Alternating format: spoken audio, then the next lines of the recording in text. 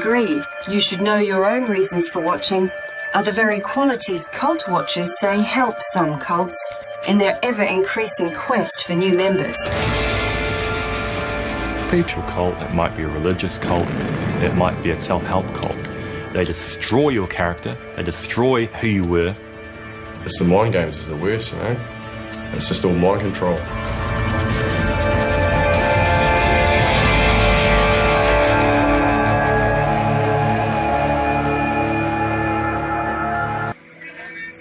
Born into the exclusive brethren, the 7 sons of the Murray family see the one true path as a key part of their upbringing. When you're in the church, you think you're better than everyone else. You're happy, everything's all good in there. You're the group that's going to go to heaven. You're the elite ones. Everyone else is a worldly. We never ate with any other kids at morning tea time. We sat back in class. Everyone else went outside and had their morning tea and that. And we used to sit just on our own. The brethren are very judgmental. You judge other kids, you think, oh yeah, they don't know what I know. I always thought I was a bit better than other people in my class and school and whatever, because we never mixed. I never went to their house to play or anything, and they never came to my house to play. I used to wish they could. In fact, one time I invited a whole lot of girls to a party. I was my 8th birthday party or something, and I completely fabricated the whole story. And then 10 days later I had to turn around and say, I'm sorry, I'm not having the party now. World leader Bruce Hale says the policy of separation, eating and drinking only with brethren, is based on scripture and distinctions between good and evil. He says brethren do not believe that only brethren will be in heaven. Exclusive brethren to me is a group of people that believe in a certain beliefs based on the fact that they have a leader who gets the direct word from Jesus, so to speak. Prior to probably 1960, I would say it was a fairly right-wing fundamentalist church. Then one particular world leader brought in the theory about only eating and drinking with those that you break bread or have Holy Communion with. Since then, it's sort of become very culty. James Taylor Sr. was one of the world leaders, and he was a drunk. One thing they did was introduce alcohol, when honestly I was drinking whiskey at 13 and 14. We were literally forced to drink it, which was absolutely ridiculous. Drink it back.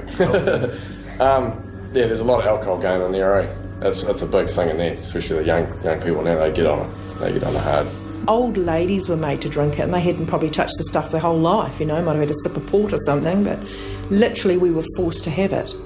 And if you didn't have it, there was something wrong with you. It was actually made an issue. There was something wrong with you because you wouldn't drink. You got nothing to free your mind. You can't go out there, you can't go watch a movie, you can't have big projects or anything going on. That's outside of the church sort of rules and regulations. There's no freedom. Brethren elders say a former world leader exposed the fallacy of prohibition.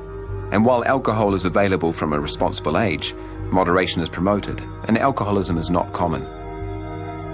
I believe it's a cult. I've done a tremendous amount of reading about other cult groups, and I believe they're all based on the same principles, but they have different doctrine. And they all believe that they've got the greatest light, and they are the ones. Brethren elders strongly refute that description of the fellowship. They say that each member controls his or her life, and they are constructive and contributing members of society. It's like you were nothing. Yeah, that's what made me scared. You try and do something out of the ordinary, something that you're told not to do, and you just feel all this guilt and all this fear come on you, and that's how it's controlled. It's the mind games is the worst, you know. It's just all mind control. The more mind control they have, the more power they got, you know. It's just like the guilt that you feel if you like swear or something. Oh no, God's going to punish me. The new leader, James Symington, took over, and he started bringing in some pretty arrogant sort of rules and things, and all of a sudden you were being made to confess about all sorts of things. You'd have guilt and fear put on you. A lot of sexual sins, whether a couple had touched over the clothes on their genitals or under their clothes, and you'd have to get the priest come around and interrogate you, and then you would be publicly humiliated. It would be brought up in church.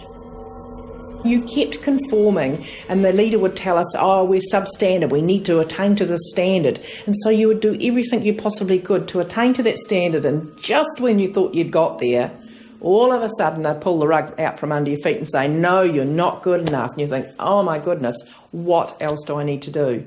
Many Cult watchers say a cult will restrict your access to outside media and other perspectives.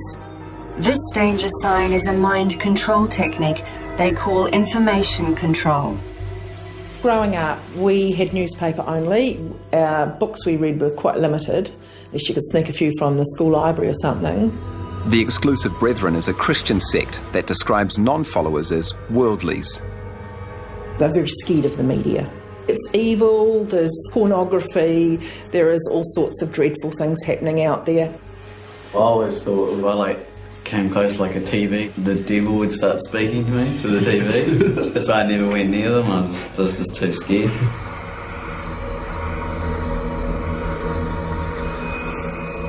You see one and guilt and fear just drove you away from it. It was just built into you. It's just built into you all the time, into your head. A few weeks after we got out of it, man, we just into the movies. We watched more movies than anyone else has ever watched movies in history, eh? It's just insane.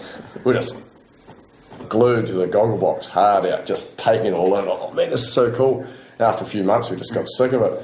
For years and years, you just denied the information. And it's only when you get out for long enough to go on the internet where you can read some of the horror stories of what have happened to people in Scientology that you go...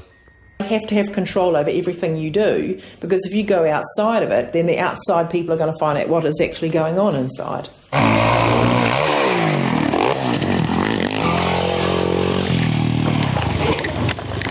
Yeah, stuck the flip. How do you feel, man? Yeah, bitch. Yeah. We're all into motocross and all that. We've all got dirt bikes, and we never used to be allowed to do that in there. I mean, I had some old farm bikes and that sort of thing, but we're never allowed to go out there and have competitions and go out and race and shows and stuff. That was, that was evil, That's against their rule of separation. When one member of the Murray family needed non-church approved treatment for a health issue, they confessed to an unrelated sin and were shut up. We knew the Brethren would kick us out because we just felt we were on the outer all the time for whatever reason. So they did. They shut us up, which is like being suspended. And a year later, I made the decision to not return to the Brethren. But the loss of my family and some of my close friends where we were living, it was just, you can't describe it. I was so screwed up in the head. I get on so well with my brothers and sisters, and, we all love each other. But because I won't go back in, I no longer can have anything to do with them. And my children don't have anything to do with their cousins. They control your information and your hours of sleep. But for some members, it's the relationship control that can have the worst effect. They're out to make money. They're seriously into money, business, school. They're going to make this thing work. In 2005, 7 elders of the Exclusive Brethren drew media attention for meeting with National Party leaders and for funding an anti-Green election campaign. The minute I knew that they were getting involved in politics, that was a red flag. They just wanted to assure me that they were praying for the National Party and praying for the leadership of the National Party. They get little laws changed for their tax things or for their not allowing union guys onto your property. They've had all that stuff passed just purely for them. Brethren elders say their church is apolitical, teaching biblical principles around working hard to get ahead. They say the businessmen who made political donations have that right as taxpayers. Sure, everyone's allowed to represent themselves in Parliament or take submissions to Parliament, etc. I think there's probably a bit more of a sinister thing than a lot of people realise. I know that they've done it in the Australian government, they did in the American government. It's just basically a money thing. It's a big, power money go together. That's just my opinion on that. Experts identify hidden... That one day she will have the freedom that her brothers and sisters have had. She's 16 and who knows, hopefully she can... It's a big con.